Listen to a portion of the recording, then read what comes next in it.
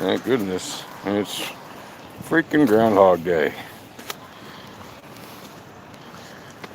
Why is that? Well, there's a lot of fun things happening.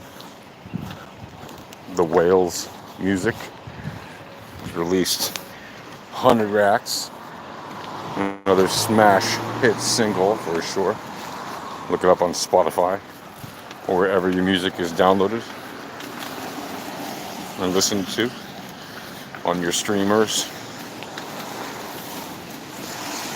What is the Whales? Oh, that's only a totally cool cultural project with music and Web3 stuff, collectibles.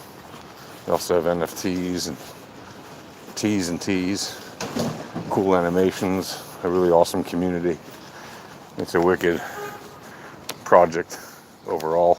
They have these Bitcoin oils that are a collection of extremely rare ordinals because they're inscribed on rare Satoshis.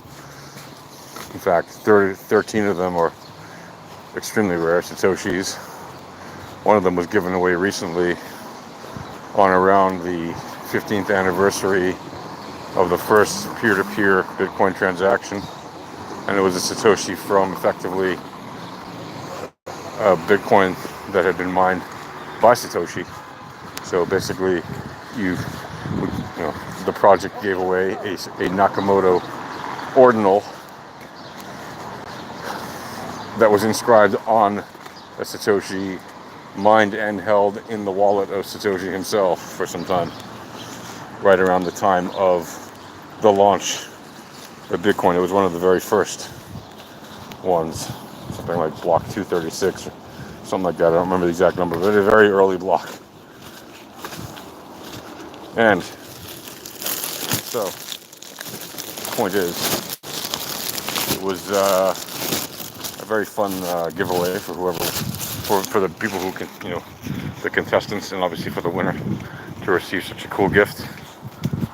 And on top of that, the group has another group within it. Like there's a group called the Whale Syndicate, which operates basically independently.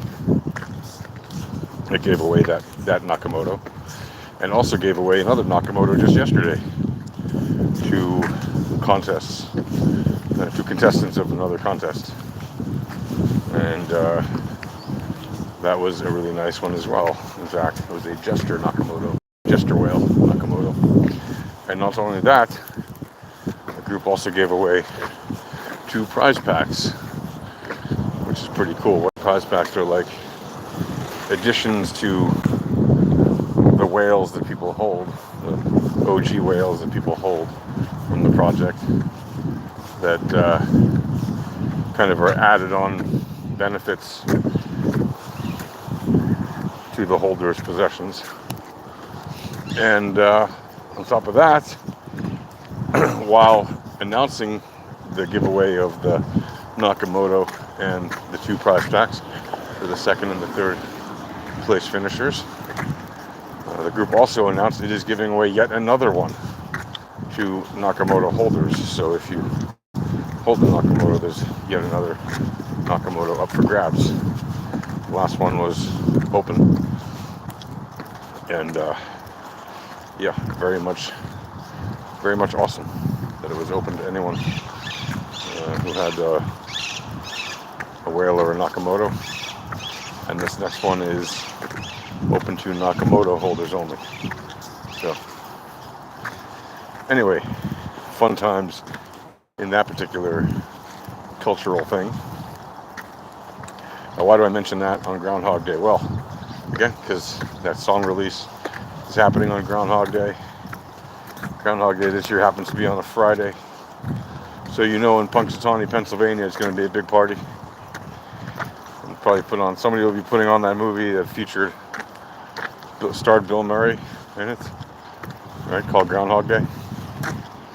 If you remember that movie from like the 90s or something, where he plays like a reporter who goes to Punxsutawney, Pennsylvania, and then he gets stuck in a loop And every day he wakes up and he's back in Punxsutawney in the little hotel where he was staying, just across the way from Gobbler's Knob, the tree stump that the groundhog comes out of, to prognosticate whether there'll be winter for another 6 weeks or whether it'll be an early spring. And that's kind of the movie. He's like stuck in a time loop and he has to break out of it somehow by doing, the usual thing. Anyway, it's a movie classic, a Hollywood movie classic. If you've never seen it, it is certainly not the best movie of all time, but it kind of has its moments. A laugh here, a laugh there. Silly humor.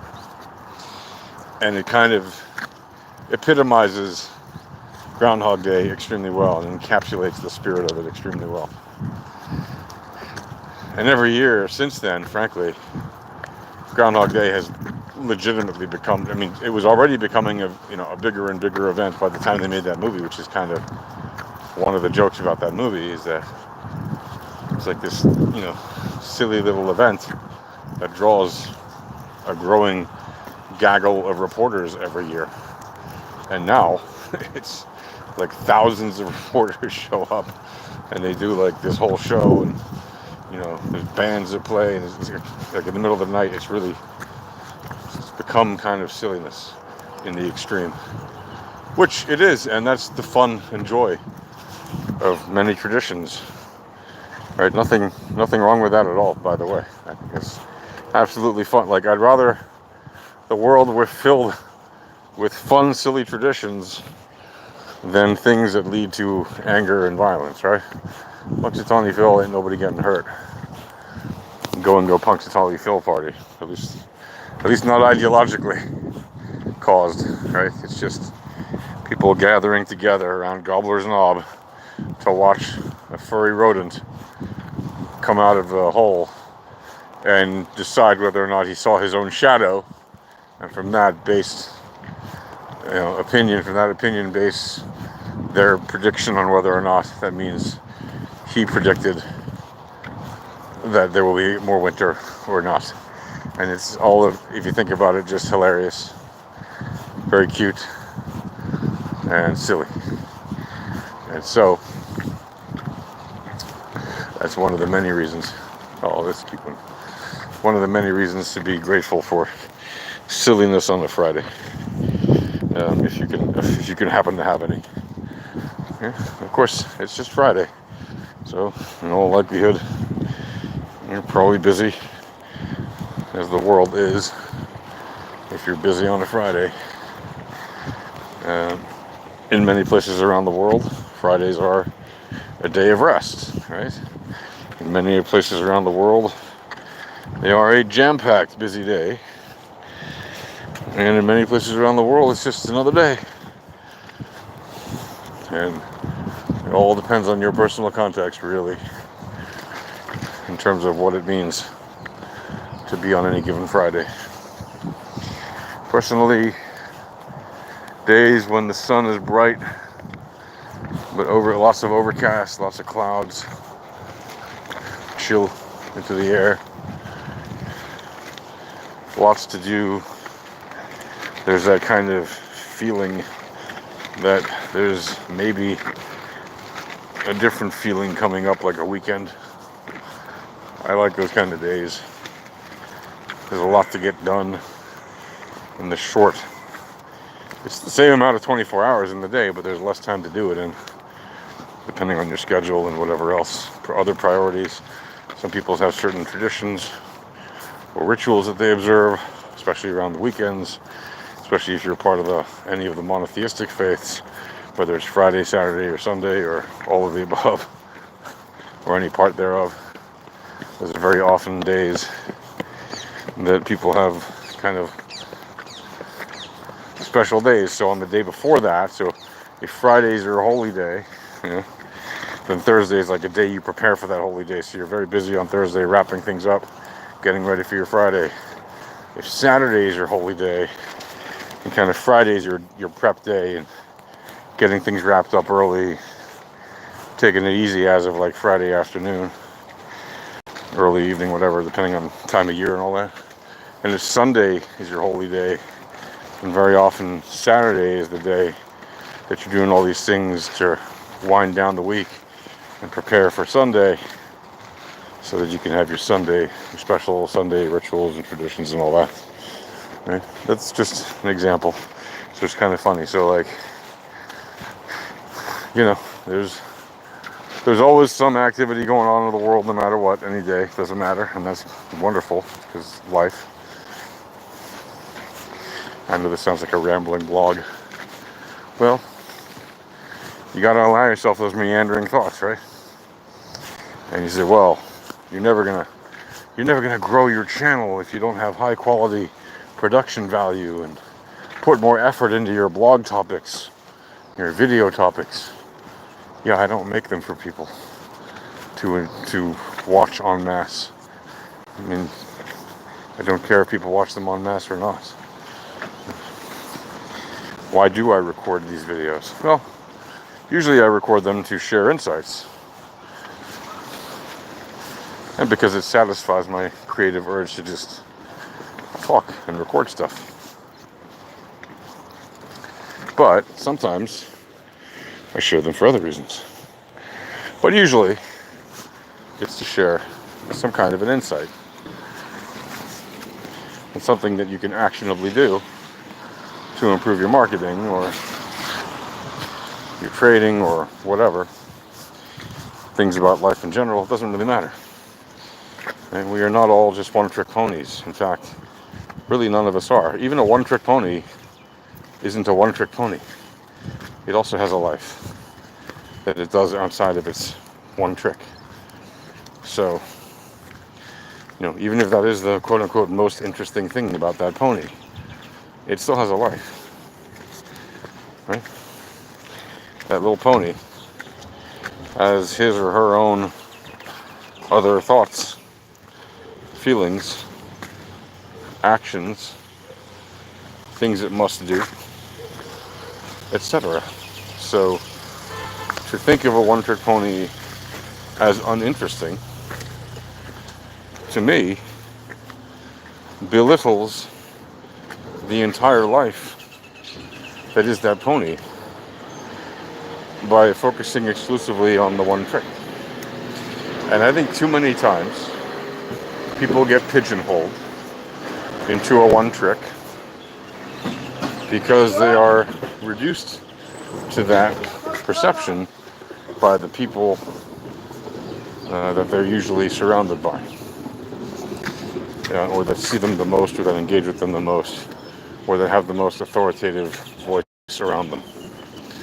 Very often that means people at school, or how students are perceived by administrations, or how musicians are perceived by their band leaders, or how employees are perceived by managers or bosses or whatever at work, or by how volunteers in an organization may be perceived by the managers of those organizations, or by any number of things, right?